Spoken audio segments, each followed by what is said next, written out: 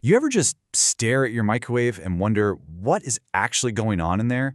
How can a simple box, humming with invisible energy, cook your food so perfectly?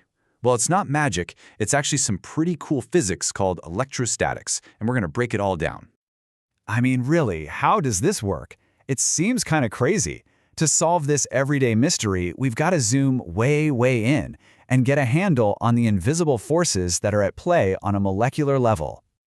So here's our game plan for cracking this case. First, we're going to uncover something called an invisible flow. Then, we'll meet nature's tiny magnets and see how they twist in the field. And once we've solved the big mystery, we'll zoom back out to see how this charge is spread all over the world around us. All right, first up on our journey, electric flux. Now, this might sound a little technical, but stick with me. It's really the first big clue we need to understand how these invisible electric fields work. So, to make this super simple, let's just use an analogy. Imagine there's an invisible river flowing all around you. That's our electric field. Now you're holding a fishing net right in the middle of it.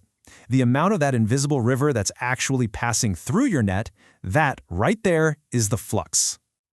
Okay, so if we're going to get a little more formal about it, electric flux is just the measure of how many electric field lines, our invisible river currents, are passing through a certain area, which, in our little story, is the fishing net.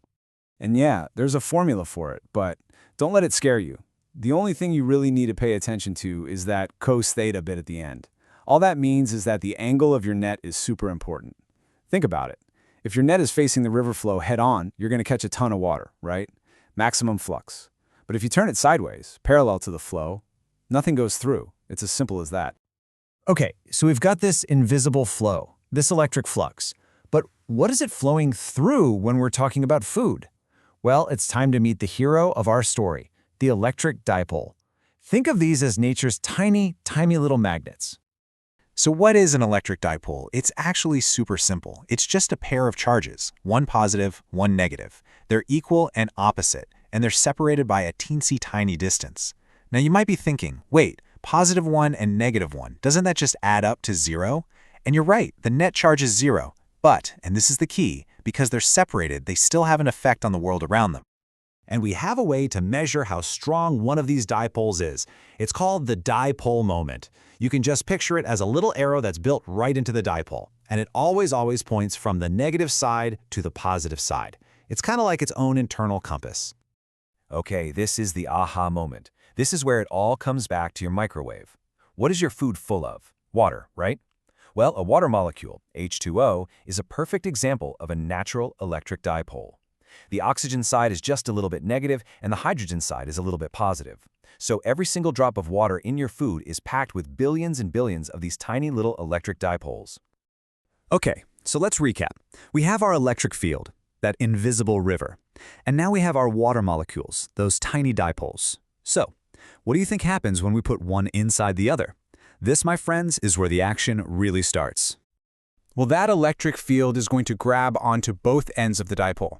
The positive end gets pulled along with the field, and the negative end gets pulled in the exact opposite direction, against the field. Now, because those two forces are pulling in opposite directions with the same strength, they completely cancel each other out. This is so important. It means the water molecule doesn't fly across your microwave. It's not getting pushed. Instead, it gets twisted. And this twisting force has a name. It's called torque. What the electric field is trying to do is force that little water molecule to line up perfectly with it. It's exactly like how the Earth's magnetic field makes a compass needle snap to attention and point north. And of course, there's a formula for this too. The amount of torque, that twisting force, it really just comes down to three things: how strong the dipole is, how strong the electric field is, and the angle between them. So let's just break that down really quick. Tau, that's the torque, the twist. P is the strength of our dipole, E is the strength of the electric field. And that sin theta part, all that tells us is that you get the most twist when the dipole is sitting at a right angle to the field, and you get 0 twist when it's already lined up perfectly. Makes sense, right? Okay, we've talked about flux, we've met the dipoles, and we've seen how they get twisted around by torque. It is finally time for the big reveal. Let's put all of these pieces together and solve the mystery of the microwave. Okay, so here's what's happening. We can think of it like a molecular dance. Step 1. Your microwave creates an electric field that is flipping its direction literally billions of times every single second. Step 2. All of those little water dipoles in your food start frantically twisting and turning, trying desperately to keep up with this flipping field. Step 3. All of this constant, super fast twisting creates a ton of friction as the molecules bump into each other. And finally, step 4. What does friction create? Heat. That's it. Your food is literally cooked by a microscopic dance party happening inside of it. So there you have it. Mystery solved, right? We figured out how the microwave works. But before we wrap up, let's just zoom back out for a second. We've been focused on these tiny little charges inside molecules. But in the real world, in most of the objects you see every day, charge isn't just in one spot. It's spread out all over the place. This is what we call a continuous charge distribution. And really, it's just a more realistic way of thinking about how charge works in our macroscopic world. It's not always a single point. It's usually spread out across a long wire, or all over a metal sheet, or even throughout a whole solid object.